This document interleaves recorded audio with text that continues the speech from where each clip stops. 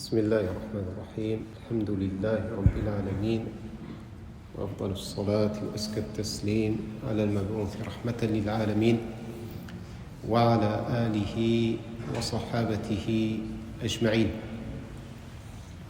اللهم علمنا ما ينفعنا وانفعنا بما علمتنا وزدنا علما وفقها وعملا صالحا ترضى به عنا والحقنا بعبادك الصالحين. اللهم تقبل منا الصيام وتقبل منا القيام واجعلنا اللهم من عتقائك من النيران. أما بعد، إخوة الإيمان، السلام عليكم ورحمة الله وبركاته. C'est avec plaisir que nous reprenons de courtes interventions durant le mois du Ramadan afin de raviver notre foi et la maintenir en élévation. Pour commencer cette première intervention, l'insouciance est l'un des plus grands fléaux et des plus grands drames de l'être humain. Dès lors que l'individu sombre dans l'insouciance, il plonge dans les ténèbres de l'oubli et il ne fait que des torts à sa propre personne.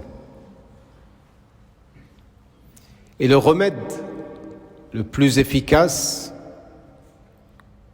le plus prompt et direct pour corriger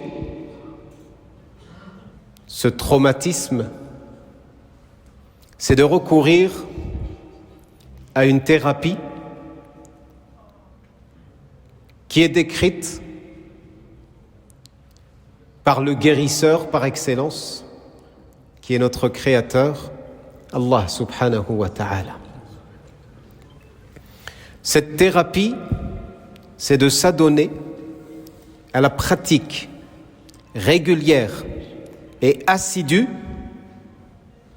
du dhikr, de l'évocation et de l'invocation de notre Seigneur et de notre Créateur.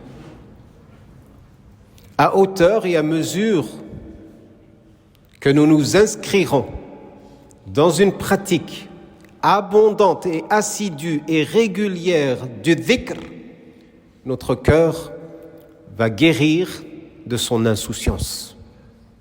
Notre cœur va guérir de son insouciance. Il ne s'agit pas simplement d'évoquer Dieu, mais de l'évoquer en abondance.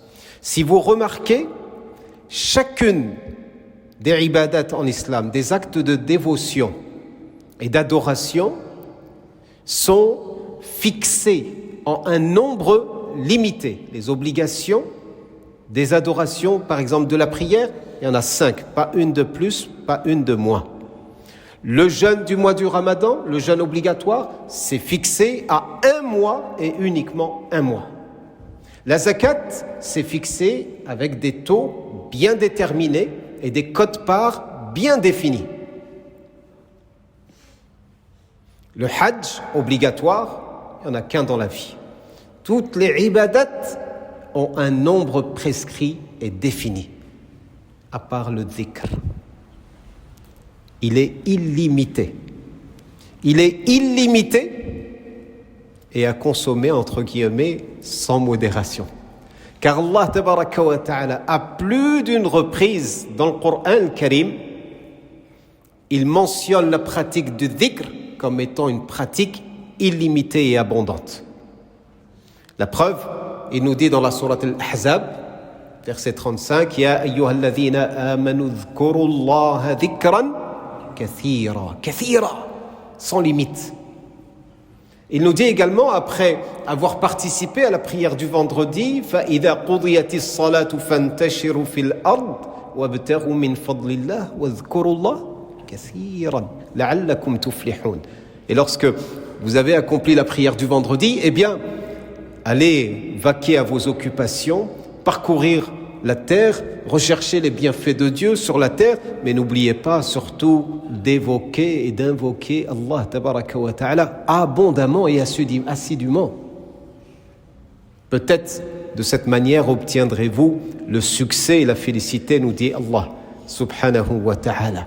Allah dit par ailleurs dans la sourate Al-Ahzab, Innal muslimina wal muslimat wal mu'minina wal mu'minat wal qanitina wal qanitat wal sadiqina wal sadiqat wal sabirina wal sabirat wal khashi'ina wal khashi'at wal mutasaddiqina wal mutasaddiqat wal sa'imina wal sa'imat wal hafidhina furujahum wal hafidhat والذاكرين الله كثيرا والذاكرات أعد الله لهم مغفرة وأجرا عظيما الله يجعلنا منهم. Il a commencé par décrire les musulmans et les musulmanes, les croyants et les croyantes, ceux qui, jusqu'à ce qu'ils disent, celles et ceux qui invoquent abondamment et assidûment leur Seigneur. Cela, Allah tabaraka wa ta'ala leur a réservé son indulgence et son pardon, mais également un salaire sans limite. Un salaire sans limite. Si la pratique du dhikr doit se faire de manière assidue et en abondance, quel est le seuil minimum à partir duquel je peux considérer que je m'inscris dans l'évocation de Dieu en abondance? Eh bien, nous avons un hadith qui est rapporté par Abu Daoud et Ibn Majah d'après Abu Huraira et Abu Darda et d'autres compagnons radiyallahu anhum, dans lequel le prophète sallallahu alayhi wa sallam, sallu ala rasulillah, le prophète sallallahu alayhi wa sallam dit: celui qui réveille sa famille durant la nuit pour prier 2 unités de prière ensemble, s'ils prient ensemble 2 unités de prière, ils vont être inscrits tous les 2 au nombre de ceux qui auront invoqué Allah tabaraka wa ta'ala en abondance et de manière assidue. Il suffit parfois de peu de choses pour rejoindre ce niveau.